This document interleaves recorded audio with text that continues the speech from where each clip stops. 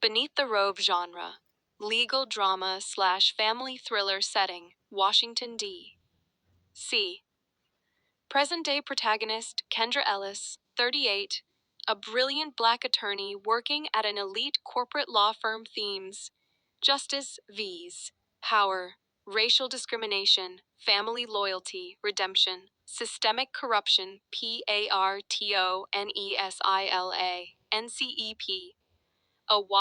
Kendra Ellis has worked her way up from a public housing neighborhood in Southeast D.C.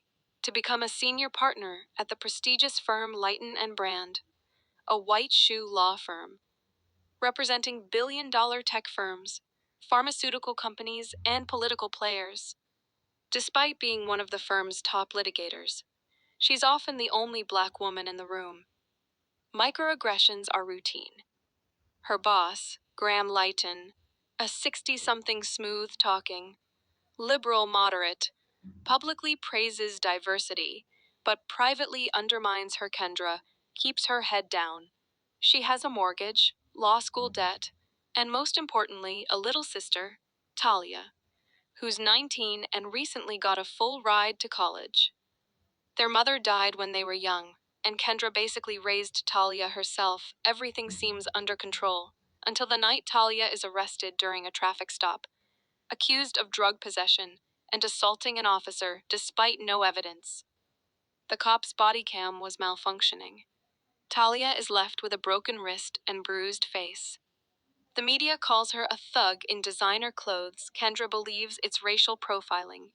Plain and simple PARTTWOWARINSIDTHE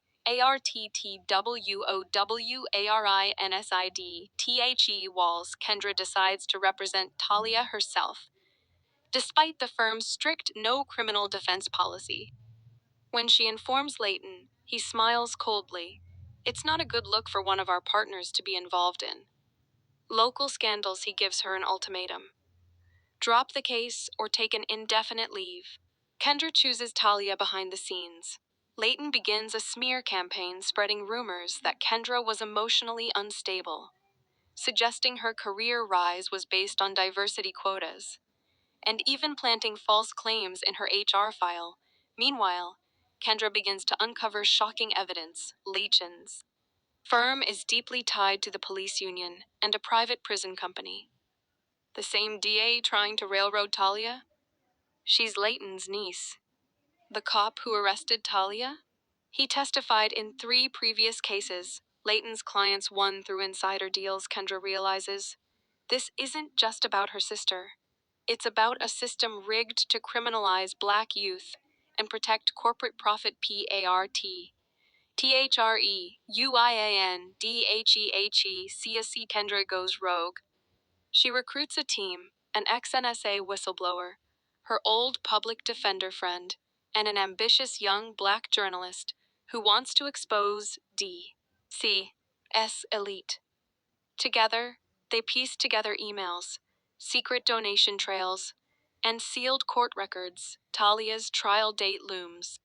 Prosecutors offer a plea deal: 5 years probation if she admits guilt, Kendra tells her. If you take that deal, it follows you for life.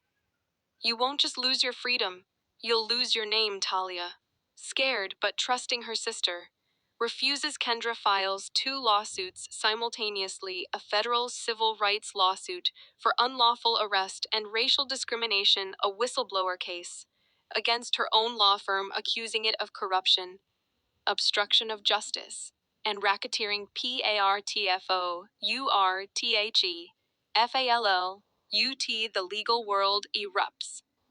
Kendra is publicly denounced. Leighton calls her a danger to the profession. Old clients drop her. The Bar Association opens a hearing into her conduct. Talia's trial becomes national news. Protesters gather outside the courthouse in a devastating moment. The judge, appointed by a political donor linked to Leighton, throws out key evidence, calling it inadmissible. Kendra nearly breaks. But then a leak. One of Leighton's former assistants sends her a hard drive, years of correspondence, client memos, and recordings. One of them features Leighton saying, "Let's be honest. We're not in the business of defending black girls. Think they're Harvard bound. We clean up real power's messes. It's the smoking gun. PARTFIVETHETRIALS.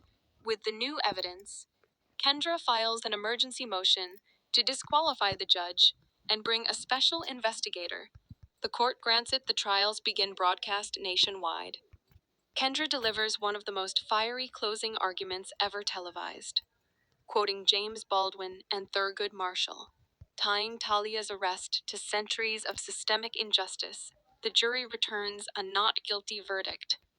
Talia collapses into her sister's arms weeks later. The federal court rules in Kendra's favor. The Department of Justice launches an investigation into Layton and Brand. Layton is forced to resign. He loses his license. His legacy crumbles. EPILOG. UEANEWBENCH. Months later, Kendra turns down multiple book and media deals. Instead, she opens a legal clinic called Ellis Rising, offering free legal services to wrongfully accused youth and whistleblowers. Talia enrolls at Georgetown and starts organizing campus legal aid workshops. In the final scene, Kendra is sworn in as a federal judge appointed by the first Black woman president. Her opening speech says justice doesn't wear robes, it wears the scars of those who stood up when the law sat down. Optional add-on. Twist ending. If you want darker/nuanced, as she walks into her new chambers, Kendra sees a sealed envelope on her desk. No name. Inside is a flash drive labeled, "This doesn't end here." A reminder that the system she fought still has